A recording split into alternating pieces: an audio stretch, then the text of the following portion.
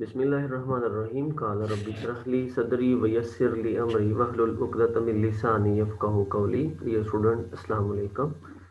आज के इस लेक्चर में हम फर्स्ट ऑफ ऑल ट्रांसपोज को डिस्कस करेंगे। After then symmetric, skew symmetric, Hermitian and skew Hermitian matrices को डिस्कस करेंगे और लास्ट पे जो है इनके कुछ एप्लीकेशंस, कुछ क्वेश्चंस, कुछ प्रॉब्लम्स इनके रिलेटेड जो है वो सॉल्व करेंगे। First of all, what is transpose of a matrix? Let A is equal to Aij की फॉर्म में एक मैट्रिक्स है हमारे पास और उसका जो ऑर्डर है वो m क्रॉस n है। और वो जो उस मैट्रिक्स की जो एलिमेंट्स हैं वो तमाम एलिमेंट्स हमने फील्ड f से लिए हैं। The transpose of A denoted by A raised to power t is an n cross m matrix. यहाँ पे एक चीज नोट करने वाली है। ये चीज हम ऑलरेडी जानते हैं कि जब ट्रांसपोज लिया जाता है किसी भी मैट्रिक्स का तो उसकी रोज को कॉलम्स में या फिर कॉलम्स को रोज में चेंज कर दिया जाता है। इसीलिए ये m cross n matrix order जो है ये मैट्रिक्स A का है। जब आप ट्रांसपोज अप्लाई करेंगे तो जो रोज हैं वो कॉलम्स की जगह पे चली जाएंगी और जो कॉलम्स हैं वो इंटरचेंज हो जाएंगे रो के साथ। इसीलिए अगर इनिशियल मैट्रिक्स का ऑर्डर जो है वो m क्रॉस n है तो जब आप ट्रांसपोज अप्लाई करेंगे तो उसका ऑर्डर जो है वो रिवर्स होकर n क्रॉस m की फॉर्म में तब्दील हो जाएगा। लेकिन अगर ये स्क्वायर मैट्रिक्स हो तो फिर ऑर्डर पे कोई इफेक्ट नहीं होता। लेट्स सपोज जैसे 2 क्रॉस 2 का आपके पास कोई भी मैट्रिक्स है तो अगर आप इन दोनों को आपस में इंटरचेंज करेंगे भी तो ऑर्डर फिर भी 2 क्रॉस 2 ही रहेगा, उसमें कोई चेंज नहीं आएगी। और ये जो n क्रॉस m मैट्रिक्स हमें मिलेगा ये उस वक्त मिलेगा जब हम इंटरचेंज करेंगे किसको, रोज को कॉलम्स में या कॉलम्स को रोज में। द से transpose which is equal to, जिसके जो जब आप ट्रांसपोज लेंगे तो चूंकि जो एलिमेंट्स की पोजीशन है वो चेंज हो जाएगी, जो फर्स्ट रो में आ रहे थे वो फर्स्ट कॉलम में आ जाएंगे, तो हम जनरली उसका नाम जो है वो बी आई जे से हम इसको डिनोट कर देते हैं। वेयर बी आई जे कैसे हमें मिलेंगे, जब आप ए आई जे को इंटरचेंज करेंगे जे आई की फॉर्म में, क्योंकि रोज और कॉलम्स आपस में इंटरचेंज होंगी। इन अदर वर्ड्स जो आई जेथ एलिमेंट होगा ए ट्रांसपोज का वो मैट्रिक्स ए में जे आई पोजीशन पे होगा। आप यूं कह सकते हैं कि अगर कोई 2 1 पोजीशन पे एलिमेंट है और वो है ए ट्रांसपोज में, तो अगर उसी एलिमेंट्स को आप मैट्रिक्स ए में देखना चाहें तो उसकी जो पोजीशन होगी वो 1 2 होगी, यानी फर्स्ट रो और सेकंड कॉलम होगा। तो इस तरह से एलिमेंट्स की जो पोजीशन है वो इंटरचेंज हो जाएगी। Thus the first row of A transpose is the first column of matrix A, यानी जो मैट्रिक्स ए का फर्स्ट कॉलम होगा आपने उसको वहां से उठा के ए ट्रांसपोज जब बनाना है तो वो फर्स्ट रो में लिख देना है, जो सेकंड कॉलम है वो सेकंड रो में, जो थर्ड कॉलम है वो थर्ड रो में और सो ऑन, इसी तरह चलते जाना है। कुछ थ्योरम्स हैं। if the matrices A and B are conformable for the sum A plus B and the product A into B, then A plus B का जो ट्रांसपोज है वो इक्वल होगा A transpose plus B transpose. इसी तरह अगर minus sign है तो फिर भी वो आपस में सेपरेटली आ जाएंगे A transpose minus B transpose की फॉर्म में। अगर आप सेकंड प्रॉपर्टी है कि ट्रांसपोज का ट्रांसपोज लेते हैं तो दोबारा ओरिजिनल फॉर्म में मैट्रिक्स आपको मिल जाता है, वो वापस ये ही बन जाता है। अगर k कोई स्केलर है और a कोई मैट्रिक्स है तो स्केलर मल्टीप्लिकेशन ऑफ मैट्रिक्स जो है उसका आप ट्रांसपोज लेते हैं तो k के ऊपर कोई इफेक्ट नहीं आता, k एज इट इज बाहर रहेगा, सिर्फ ट्रांसपोज आपने मैट्रिक्स के ऊपर अप्लाई करना है। If there is a product of matrix A and B और आप उसका ट्रांसपोज ले रहे हैं तो राइट साइड उसकी जो है रिवर्स ऑर्डर के साथ आप शुरू करेंगे, यानी बी ट्रांसपोज पहले लिखेंगे फिर ए ट्रांसपोज लिखेंगे। सेम एज अगर आपके पास ए बी सी 3 मैट्रिक्स होते और आप उनका ट्रांसपोज लेने जा रहे होते तो आप पहले लिखते सी ट्रांसपोज, फिर लिखते आप बी ट्रांसपोज और लास्ट में आप लिखते ए ट्रांसपोज, यानी आप जब ट्रांसपोज अप्लाई करेंगे तो उसका ऑर्डर आपने रिवर्स करके लिखना है, सेम एज जैसे आप जब इनवर्स लिखते थे, अगर ए बी होल का इनवर्स हो तो आप इसको लिखते हैं बी इनवर्स पहले, देन लास्ट पे ए इनवर्स, ऐसे। नेक्स्ट डेफिनेशन हमारे पास है सिमेट्रिक मैट्रिक्स की। Square matrix A for which A transpose अगर हम लें तो वो वापस मैट्रिक्स ए ही मिल जाए, तो हम मैट्रिक्स ए को सिमेट्रिक मैट्रिक्स का नाम देंगे। Square matrix A for which A transpose जो है वो माइनस ए के इक्वल आता है, तो then A is called skew symmetric. Note that product of two symmetric matrices, अगर हमारे पास कोई से दो सिमेट्रिक मैट्रिसेस हैं, हम उनका प्रोडक्ट लेते हैं तो मे नॉट बी सिमेट्रिक, जरूरी नहीं है कि उनका प्रोडक्ट भी सिमेट्रिक होगा। That is if A transpose A के बराबर है, मतलब ए भी सिमेट्रिक है, मैट्रिक्स बी भी सिमेट्रिक है, तो देन ए बी का ट्रांसपोज जो है जरूरी नहीं वो सिमेट्रिक हो। जब हम ए बी का ट्रांसपोज लेते हैं तो this one is equal to B transpose into A transpose, क्योंकि हम रिवर्स ऑर्डर के साथ इसको लिखते हैं जब ट्रांसपोज को ओपन करते हैं। अब जो बी ट्रांसपोज है सिमेट्रिक होने की वजह से वो बी के इक्वल है, और जो ए ट्रांसपोज है वो भी सिमेट्रिक होने की वजह से किसके इक्वल है, ए के इक्वल। इट मींस आप बी ट्रांसपोज की जगह पे बी और ए ट्रांसपोज की जगह पे ए लिख देंगे। अब ए बी का जो होल ट्रांसपोज था, इसका आंसर आपके पास बना बी ए। अब बी ए जो है मैट्रिक्स की फॉर्म में ए बी के इक्वल नहीं है, क्योंकि सिमेट्रिक ए बी ने तब होना था जब ए बी का ट्रांसपोज वापस ए बी के ही इक्वल आता, लेकिन ये तो आ रहा है बी ए के इक्वल, और बी ए जो है वो मैट्रिक्स में या इन जनरल ए बी के इक्वल नहीं होता।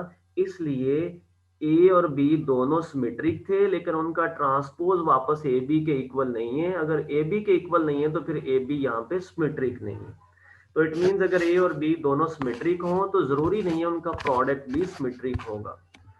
हमारे पास एक एग्जांपल है, तो क्वेश्चन ए में दिया हुआ है एग्जांपल नंबर 9 में कि मैट्रिक्स ए हमारे पास है 1 2 3 2 4 -3 3 -3 6, we have A transpose is equal to A. इसको हम इजीली चेक कर सकते हैं कि इसमें जो ट्रांसपोज ए का है वो वापस ए के इक्वल आता है कि नहीं। सिमेट्रिक मैट्रिक्स के लिए अगर ये चीज जो है, अगर ये चीज होल्ड कर जाए, ए ट्रांसपोज ए के इक्वल आ जाए, तो देन ए सिमेट्रिक होता है। किसी भी मैट्रिक्स को चेक करना हो ना कि सिमेट्रिक है कि नहीं, एक तो ये इसका कन्वेंशनल मेथड है कि हम उसके कॉलम्स को रोज में चेंज करके देन हम देखें कि वापस ए ही मिल रहा है हमें। और दूसरा एक और भी कॉमन मेथड है कि आप उसके जो मेन डायगोनल के एलिमेंट्स हैं इनको इग्नोर करके जो बाकी एलिमेंट्स हैं उनको जरा कंपेयर कर लें। जो इधर लिखा है 2 वही इधर होना चाहिए, जो इधर 3 लिखा है वही इधर होना चाहिए, जो इधर -3 लिखा है वही इधर होना चाहिए। अगर मेन डायगोनल के जो एलिमेंट्स दूसरे हैं other than main diagonal elements हैं वो अगर सिमेट्रिक बनते हैं, सेम बनते हैं, तो देन ये मैट्रिक्स जो है ये सिमेट्रिक होगा, आपको रोज को कॉलम्स में चेंज करने की जरूरत भी नहीं है। तो हमने देखा है कि जो मेन डायगोनल था उसके दोनों तरफ एलिमेंट्स जो थे वो बिल्कुल सेम आ रहे थे, तो इट मींस ये मैट्रिक्स जो है बगैर चेक किए हम कह सकते हैं कि ये सिमेट्रिक है। स्क्यू सिमेट्रिक के लिए हमारे पास प्रॉपर्टी है कि ए ट्रांसपोज जो है वो -a के इक्वल आना चाहिए। तो कभी कभी ये क्वेश्चन इस तरह से भी पूछा जाता है कि right an example of skew symmetric matrix या सिमेट्रिक मैट्रिक्स, तो उसमें फिर हमने खुद से एग्जांपल जनरेट करनी है। तो अगर हम इन रूल्स को फॉलो करें तो हम इजीली इसको जनरेट कर सकते हैं। स्क्यू सिमेट्रिक के लिए हमें याद रखना है कि जो मेन डायगोनल है उसके तमाम एलिमेंट्स जो हैं वो 0 होने चाहिए स्क्यू सिमेट्रिक के लिए, और जो रिमेनिंग एलिमेंट्स हैं वो आपस में सिर्फ उनका साइन का डिफरेंट होना चाहिए। साइन उनके दरमियान में डिफरेंट हो, मतलब एक के साथ अगर पॉजिटिव है तो दूसरे के साथ नेगेटिव हो, अगर पहले के साथ नेगेटिव है तो दूसरे के साथ पॉजिटिव हो, अगर फर्स्ट के साथ नेगेटिव है तो फिर सेकंड के साथ नेगेटिव हो। तो इस तरह से हम स्क्यू सिमेट्रिक मैट्रिक्स जो है वो जनरेट कर सकते हैं। नेक्स्ट हमारे पास है हर्मिशियन मैट्रिक्स की डेफिनेशन है। लेट ए कोई भी हमारे पास एक मैट्रिक्स है with complex entries, then the matrix जो जिसके ऊपर हम कॉन्जुगेट अप्लाई कर देंगे obtained from A by replacing each element Aij by its complex conjugate। यानी हर एलिमेंट को उसके कॉम्प्लेक्स कॉन्जुगेट के साथ आपने रिप्लेस करना है। इट मींस अगर कोई रियल एलिमेंट है तो उसका कॉन्जुगेट तो वो इटसेल्फ ही होता है, तो आपने उसको रिप्लेस नहीं करना। लेकिन अगर कोई अयोटा की फॉर्म में एलिमेंट है, अयोटा की वाली जो अयोटा वाली टर्म्स है उनमें हमने जो है वो उसका कॉन्जुगेट लेना है। और कॉन्जुगेट लेने के लिए हम क्या करते हैं, जस्ट उसकी साइन चेंज कर देते हैं। अगर माइनस अयोटा है तो प्लस अयोटा लिख दें, प्लस अयोटा है तो माइनस अयोटा लिख दें। Is called conjugate matrix of A. आपने उस मैट्रिक्स का अगर कॉन्जुगेट लेना है जो गिवन है आपको, तो जस्ट उसके एलिमेंट्स को देखें, जहां जहां पे अयोटा आ रहा है वहां पे आप साइन चेंज करते जाएं। रियल कंपोनेंट को आपने कुछ नहीं कहना।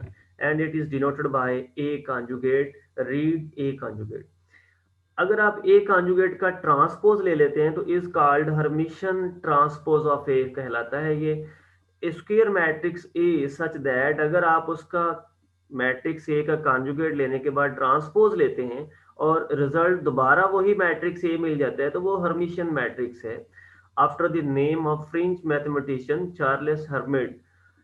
ये चार्ल्स हर्मिट ने ये डेफिनेशन प्रोवाइड की थी, उसके नाम के बाद ही इसका नाम हर्मिशन मैट्रिक्स जो है वो रखा गया।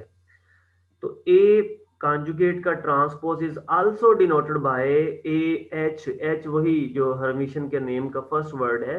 यानी अगर ए रेज टू पावर एच भी लिखा हो तो आपको याद रखना है कि आपने उसका फर्स्ट ऑफ ऑल कॉन्जुगेट लेना है एंड आफ्टर देन उसका ट्रांसपोज लेना है। Thus A is Hermitian if A raise to power H is equal to, वापस ए आ जाए। यानी एच का मतलब भी वही दो बुनियादी ऑपरेशन है, एक उसका कॉन्जुगेट लेना मैट्रिक्स का और आफ्टर देन उसका ट्रांसपोज लेना। Square matrix A over complex number C for which A conjugate का जो ट्रांसपोज है अगर वो वापस ए के इक्वल नहीं आता बल्कि माइनस ए के इक्वल आ जाता है तो is called skew hermitian. As for product of two symmetric matrix, जैसे हमने पढ़ा था कि अगर कोई दो सिमेट्रिक मैट्रिक्स हैं तो उनका प्रोडक्ट जरूरी नहीं है सिमेट्रिक हो। सेम इसी तरह अगर कोई दो हर्मिशन मैट्रिक्स हैं तो जरूरी नहीं है कि उनका जो प्रोडक्ट है वो भी हर्मिशन हो।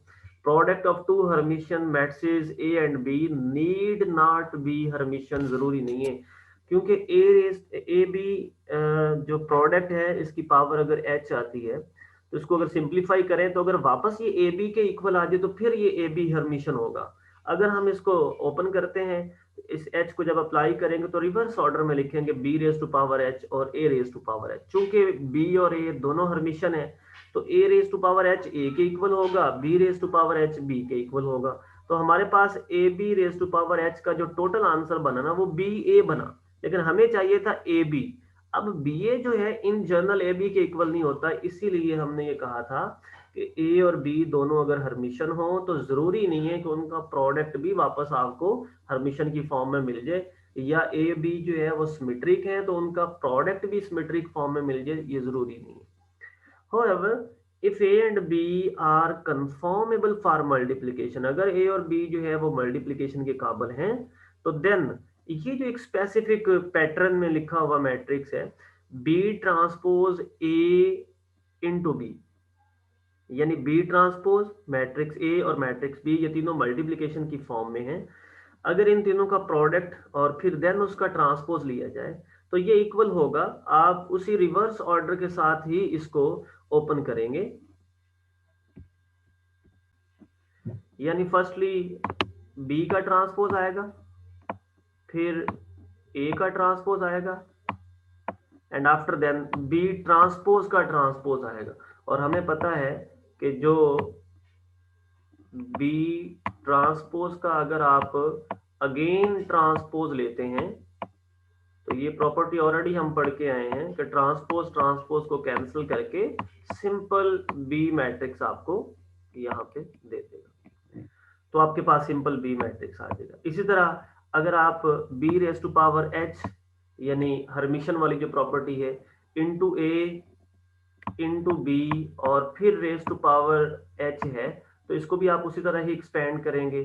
Firstly B raise to power H, then A raise to power H and last पे B raise to power H की पावर जब एच आएगा तो वो एच एच से कैंसिल होकर सिंपल बी आ जाएगा। सो फार इसमें अगर हम देखें तो सिर्फ एक चीज का जो है वो डिफरेंस आ रहा है यानी ये चीज सिमेट्रिक उस वक्त होनी थी जब आप इसका ट्रांसपोज लें तो वापस इसी के इक्वल आ जाए। लेकिन इन दोनों में सिर्फ फर्क इसका है, यहां पे ए ट्रांसपोज है और यहां पे सिंपल ए है, बाकी दोनों चीजें सेम है। बाकी जिधर बी था वहां पे बिल्कुल बी आ रहा है, और जहां पे बी ट्रांसपोज था वहां पे बी ट्रांसपोज आ रहा है। इट मीन्स अगर ए और ए ट्रांसपोज आपस में इक्वल हो जाए, तो जब ये इक्वल हो जाएंगे इट मीन्स ए जो है वो सिमेट्रिक हो जाएगा। तो सिर्फ यही चीज याद रखनी है, अगर ए सिमेट्रिक हो जाए तो देन ये वाली जो प्रॉपर्टी है इसका सिमेट्रिक होना यहां से प्रूफ हो जाएगा, क्योंकि फिर जो B transpose A B whole का जो ट्रांसपोज है, जब आप इसको ओपन करेंगे तो ये आ जाएगा बी का ट्रांसपोज ए का ट्रांसपोज। ए का ट्रांसपोज सिमेट्रिक होने की वजह से स्मॉल सिंपल ए के बराबर आ जाएगा, और बी ट्रांसपोज का ट्रांसपोज कैंसिल होकर सिंपल बी आ जाएगा। तो देखें जो चीज यहाँ पे थी जब आपने उसका ट्रांसपोज लिया तो वही चीज आपको वापस मिल गई, इसका मतलब ये सिमेट्रिक होगी। तो सिर्फ एक कंडीशन इसके ऊपर हमने एक्स्ट्रा लगानी है, अगर ए जो है वो सिमेट्रिक हो तो देन ये टोटल जो है ये प्रोडक्ट जो है ये भी सिमेट्रिक हो जाता है। इसी तरह अगर आप सेकंड एक्सपेंशन में देखें तो इसमें भी सिर्फ ए और ए रेज़ टू पावर एच का फर्क है, और कोई फर्क नहीं है इसमें। जैसे यहाँ पे बी आ रहा है लास्ट पे, इधर भी बी आ रहा है, B raise to power H था तो इधर भी B raise to power H है। तो ये हरमिशन उस वक्त होता है जब आप किसी के ऊपर एच अप्लाई करें और वही चीज वापस आ जाए। तो सिर्फ ये फर्क है आपके पास कि ए रेज़ टू पावर एच की जगह पे ए आना चाहिए। तो जब ए रेज़ टू पावर एच की जगह पे ए आ जाएगा तो इट मींस ए हरमिशन हो जाएगा। तो हम सिर्फ ये कंडीशन लगाएंगे कि फॉर सिमेट्रिक, अगर आप सिमेट्रिक प्रूफ करना चाहते हैं, फॉर सिमेट्रिक ए, यानी ए अगर सिमेट्रिक है तो फिर ये जो प्रोडक्ट है ये भी सिमेट्रिक होगा। अगर ए आपके पास जो है वो हरमिशन है तो फिर ये जो प्रोडक्ट है ये भी हरमिशन होगा। सिर्फ ये हमने कंडीशन लगानी है और इस प्रोडक्ट के बारे में हमारे पास जो है वो वेल डिफाइंड रिजल्ट जो है वो आ जाएगा। यानी अगर ए सिमेट्रिक है तो फिर ये तीनों का प्रोडक्ट जो है ये भी सिमेट्रिक होगा, और अगर ए हरमिशन है तो इन तीनों का प्रोडक्ट भी हरमिशन होगा।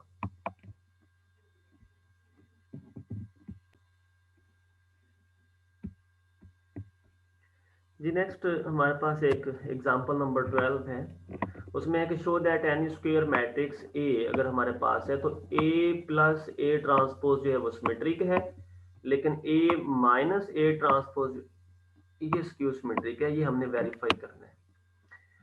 Here we use the result, हमने ये प्रॉपर्टी पढ़ी थी कि ए प्लस बी या ए माइनस बी का जो ट्रांसपोज है इसको आप लिख सकते हैं A transpose plus B transpose, और अगर माइनस हो तो फिर माइनस की फॉर्म में सेपरेट कर देंगे। और सेकंड प्रॉपर्टी थी कि अगर डबल ट्रांसपोज आ जाए ट्रांसपोज का ट्रांसपोज तो वो वापस मैट्रिक्स से मिल जाता है हमें।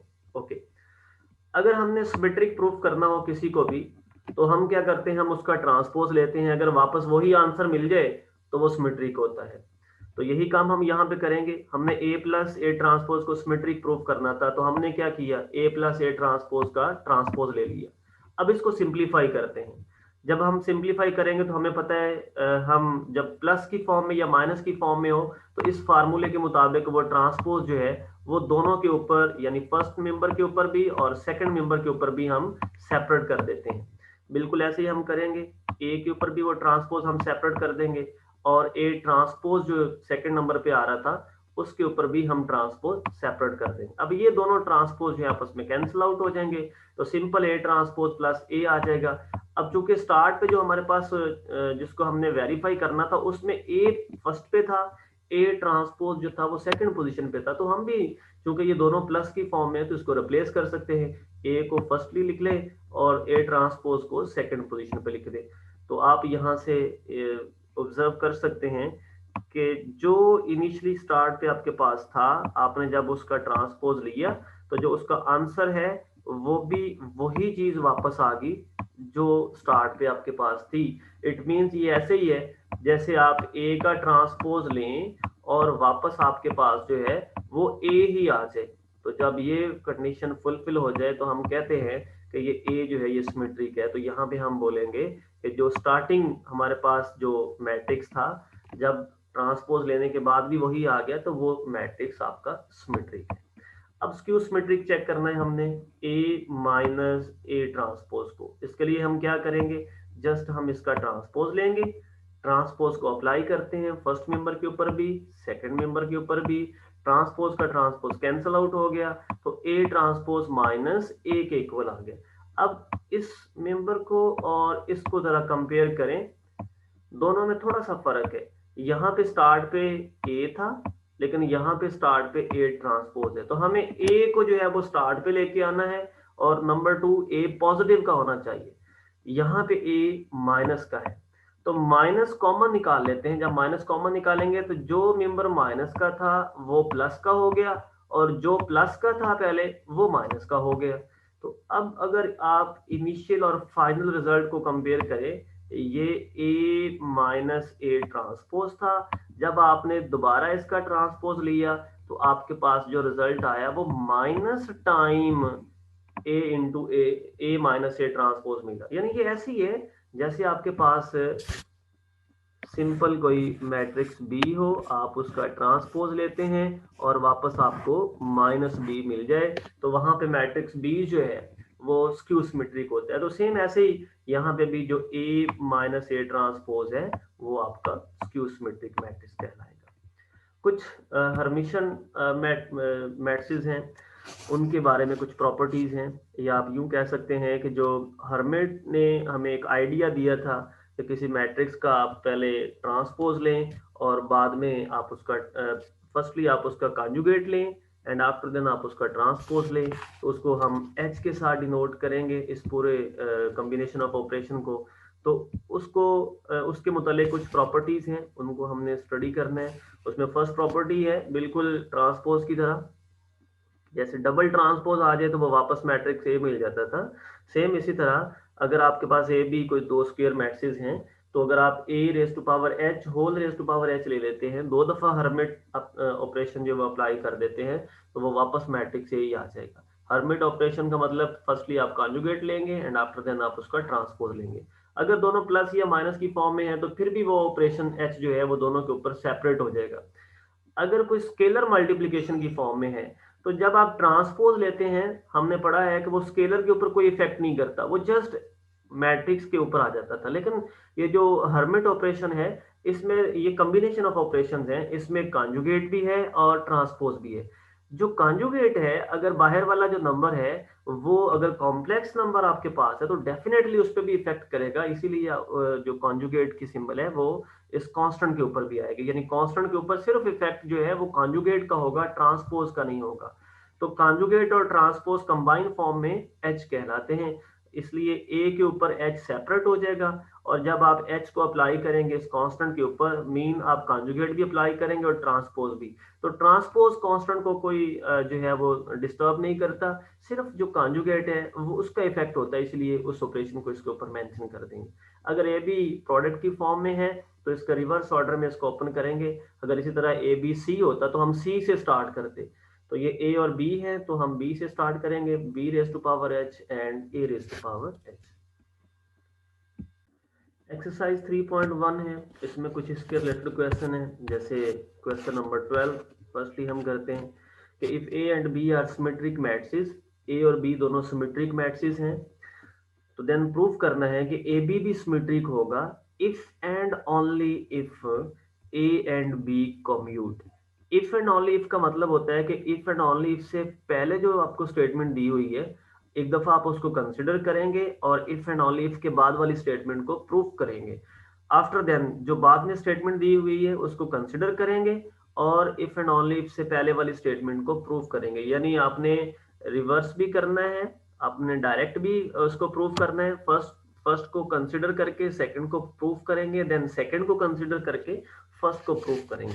स्टेटमेंट में चूंकि गिवन है कि ए और बी दोनों सिमेट्रिक हैं, तो इट मींस ए का ट्रांसपोज ए के इक्वल होगा और बी का ट्रांसपोज जो है वो बी के इक्वल होगा। और हम वेरीफाई करेंगे कि ए बी सिमेट्रिक है, और उसके वेरिफिकेशन के लिए जस्ट हम ए बी का ट्रांसपोज लेंगे और उसको सिंप्लीफाई करते करते ए बी के ही इक्वल ले आएंगे। अगर वो इक्वल आ जाए तो वो सिमेट्रिक हो जाएगा, अगर वो इक्वल नहीं आएगा तो वो सिमेट्रिक नहीं होगा। हम इसके सॉल्यूशन की तरफ चलते हैं जी। जैसे गिवन था क्वेश्चन नंबर 12 में कि मैट्रिक्स ए और मैट्रिक्स बी जो है दोनों सिमेट्रिक है, तो इट मींस मैट्रिक्स ए का ट्रांसपोज ए के इक्वल और बी का ट्रांसपोज बी के इक्वल होगा, और इसका नाम हम रख लेते हैं इक्वेशन 1 और इक्वेशन 2। सपोज कर लेते हैं कि जो ए और बी हैं वो कम्यूट करते हैं। कम्यूट का मतलब होता है ए बी इक्वल है बी ए के, यानी वो उनकी पोजीशन अगर चेंज कर भी दें प्रोडक्ट की फॉर्म में तो वो आपस में इक्वल रहेंगे, ये हम सपोज करेंगे। ओके, यानी एक चीज हमने सपोज कर ली कि ये कम्यूट करते हैं, और हम ये वेरीफाई करेंगे कि जो ए बी है वो सिमेट्रिक है। तो सिमेट्रिक ए बी को प्रूव करने के लिए हमें क्या प्रूव करना पड़ेगा? असल में हमें ये वेरीफाई करना पड़ेगा कि ए बी का जो टोटल ट्रांसपोज है वो वापस ए बी के ही इक्वल आ जाए। ये चीज हम प्रूव करेंगे। हम लेफ्ट हैंड साइड से स्टार्ट करते हैं, ए बी का ट्रांसपोज, ट्रांसपोज की प्रॉपर्टी अप्लाई करते हैं, तो रिवर्स ऑर्डर में इसको ओपन करेंगे। फर्स्टली बी का ट्रांसपोज आ जाएगा और देन ए का ट्रांसपोज आ जाएगा। अब इक्वेशन 1 और 2 को यूज करते हैं। इक्वेशन 1 और 2 को यूज करते हुए बी ट्रांसपोज जो है वो बी के इक्वल है, तो बी ट्रांसपोज की जगह पे हम बी लिख देंगे, ए ट्रांसपोज की जगह पे हम ए लिख देंगे। और एक चीज हमने सपोज की थी वो थी कि ए बी जो है वो बी ए के इक्वल है। देन हम इस स्टेप को यूज करते हैं कि जो बी ए है वो इक्वल है ए बी के, तो हम बी ए की जगह पे ए बी रिप्लेस कर देंगे। तो अगर आप इस लास्ट और फाइनल रिजल्ट को देखें तो इसमें से हमें नजर आ रहा है कि जो ए बी का ट्रांसपोज है वो वापस किसके इक्वल आ गया है? ए बी के ही इक्वल आ गया है। अगर इस तरह से ये रिजल्ट वेरीफाई हो जाए तो इट मींस होता है कि जो प्रोडक्ट ए बी है वो सिमेट्रिक है। It means this imply A B is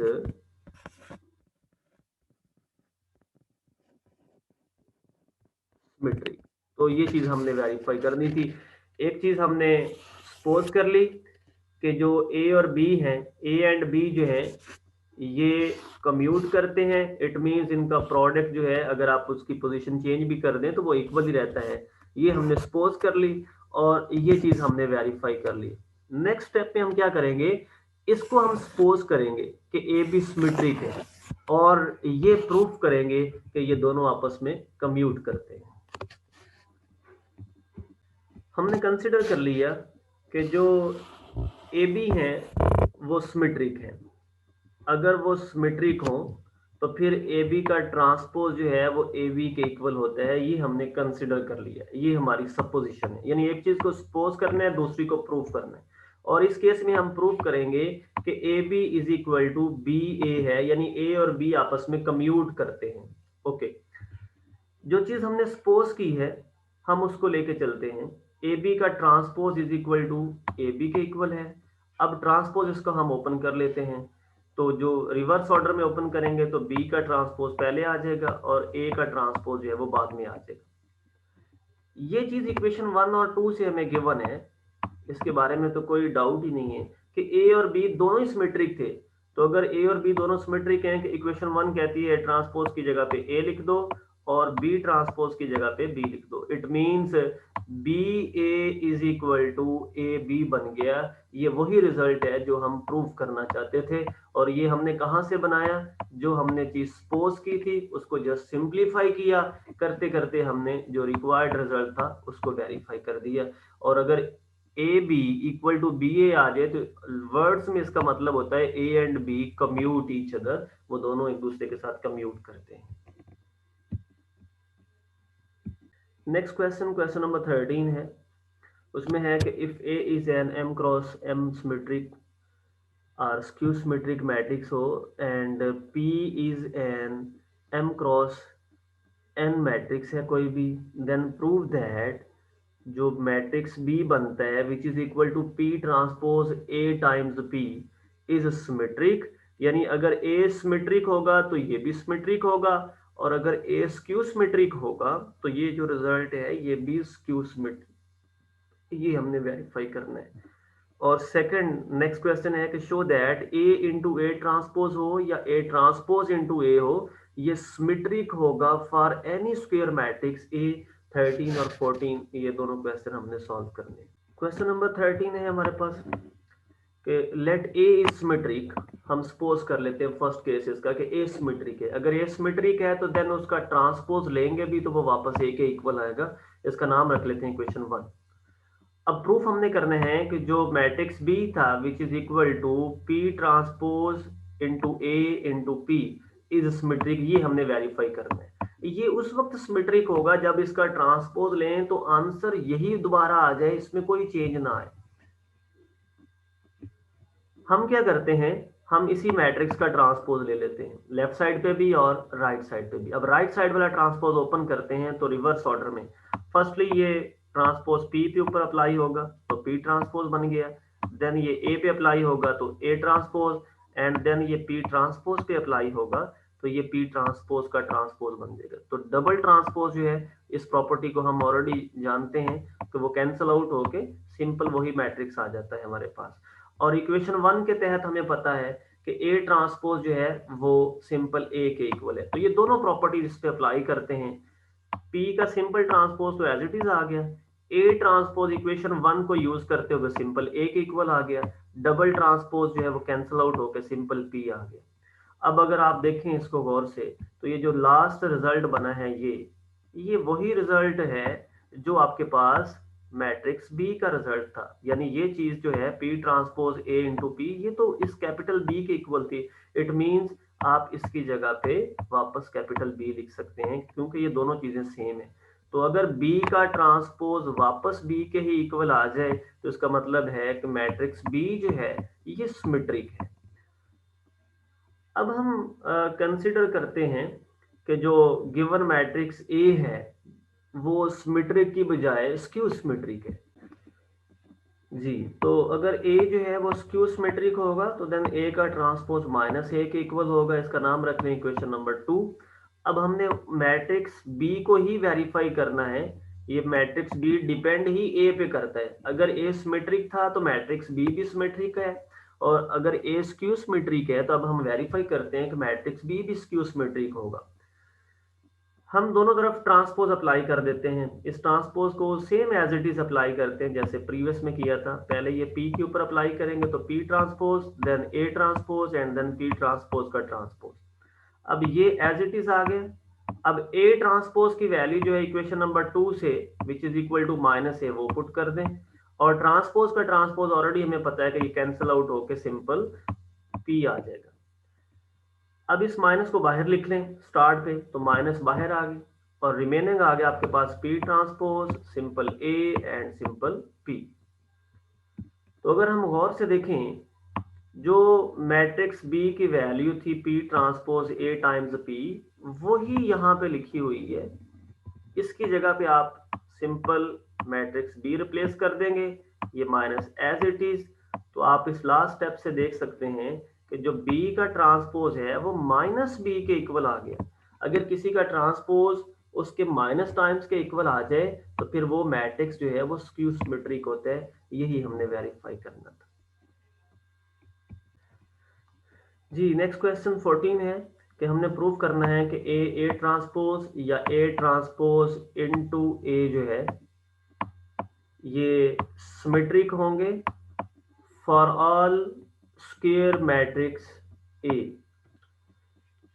हम लेट कर लेते हैं कि A B A square matrix है कोई भी, और ये प्रोडक्ट की प्रॉपर्टी हमें ऑलरेडी पता है कि अगर ए बी का प्रोडक्ट और ट्रांसपोज में तो हम रिवर्स ऑर्डर में उसको ओपन करते हैं। नाउ फर्स्टली हम प्रूव करते हैं कि ए इंटू ए ट्रांसपोज जो है ये सिमेट्रिक है। हम A into A transpose consider करेंगे और उसके ऊपर ट्रांसपोज अप्लाई कर देंगे। यानी जिसको भी सिमेट्रिक या स्क्यू सिमेट्रिक चेक करना होता है उसके ऊपर ट्रांसपोज ही अप्लाई करते हैं। तो दो ही ऑप्शन होते हैं मोस्टली, या तो वो उसी के इक्वल आ जाता है या उसके माइनस टाइम के इक्वल आ जाता है। प्रोडक्ट में होगा तो रिवर्स ऑर्डर में ओपन करेंगे। फर्स्टली ए ट्रांसपोज का ट्रांसपोज बन जाएगा एंड देन सिंपल ए का ट्रांसपोज बन जाएगा।